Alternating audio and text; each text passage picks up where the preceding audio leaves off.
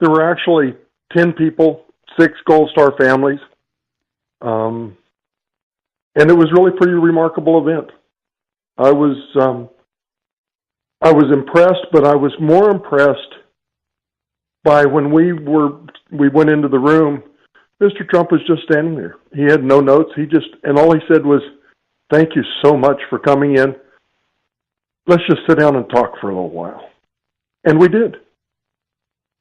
And he asked us about our individual sons and daughters. You know, everybody had a son who was killed. He was as real and authentic as I can imagine someone to be. And it was apparent he did not know how to relate to us having lost children.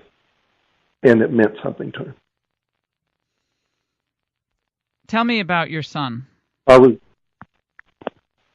My son, Staff Sergeant Joshua Hager, U.S. Army Ranger. You and I actually talked once 9 years ago. He was in the most dangerous part, East Ramadi, and believe he was targeted by the Iranians. He was killed when his Humvee was blown up.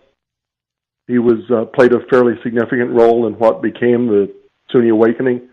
That's part of my angst, is what we've let Iraq do. Iran. With the failure of status of forces within them. I mean, Iran. Mm-hmm. Well, in Iraq, when the status of forces was abandoned. Mm-hmm. What I said to Trump was this. For 2 years or more, I was just a grieving dad. And then I realized that it isn't so much my son was willing to die. He was willing to live for his country as an Army Ranger. And I looked at Donald Trump and I said, you need to remember that there's no time for 438 rounds of golf. This is a job you need to step up. And I think it's fair to hold accountable people how they live their lives, like my son lived his life. What was your reaction to Mr. Khan and the publicity that he received and the utter condemnation that Trump received for one of his offhand comments, which he said, why didn't his wife get to speak or something? Is that because of the Islamic connection or something? And he was crucified as having attacked Gold Star families.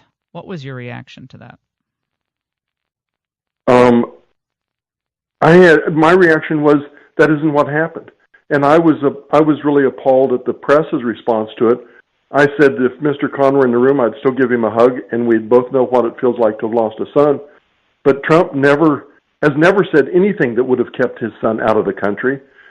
And the most recent quote that I thought was kind of odd, apparently in a conversation in Pakistan, Mr. Khan said that he received the words he said from Allah.